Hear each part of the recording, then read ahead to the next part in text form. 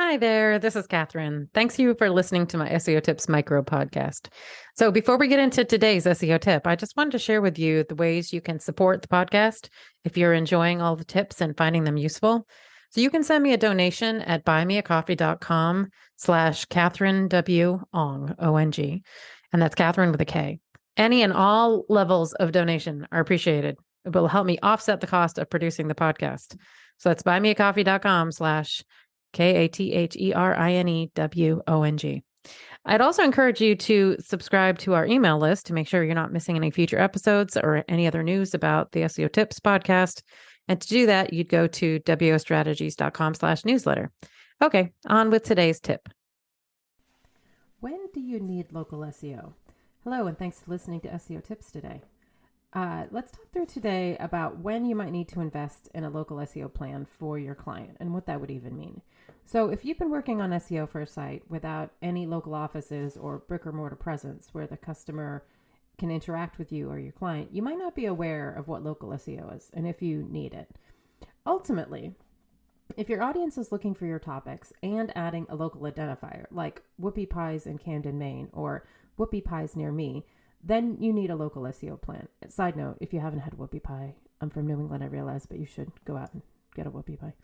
And unfortunately, if your audience does add the local identifiers, this just is going to mean more work for you because ultimately you're going to need a local SEO plan.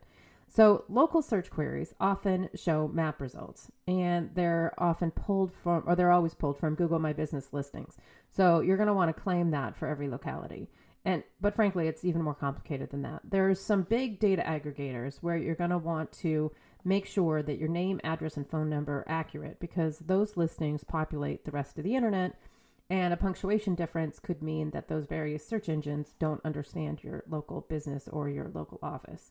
So you're going to want to do an audit and fix every mention of your name, address, and phone number, your NAPs, and claim your listings in all of the major directories that are used for mobile and voice queries for local business, which include things like Bing, Apple Maps, Yelp, and ranking. Well, then beyond creating relevant local content, you're going to need local links. Think like links from your local church or community bulletin board.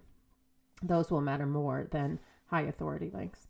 It's frankly just all a lot of work. There are some excellent resources out there, however, for you to learn more, like Moz Local, Bright Local, White Spark, or if you can find a video from any search show with Greg Gifford, I would highly recommend watching as he's one of the rock stars in local SEO space.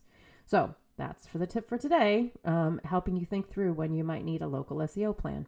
Thanks for listening. Come back tomorrow for another SEO tip.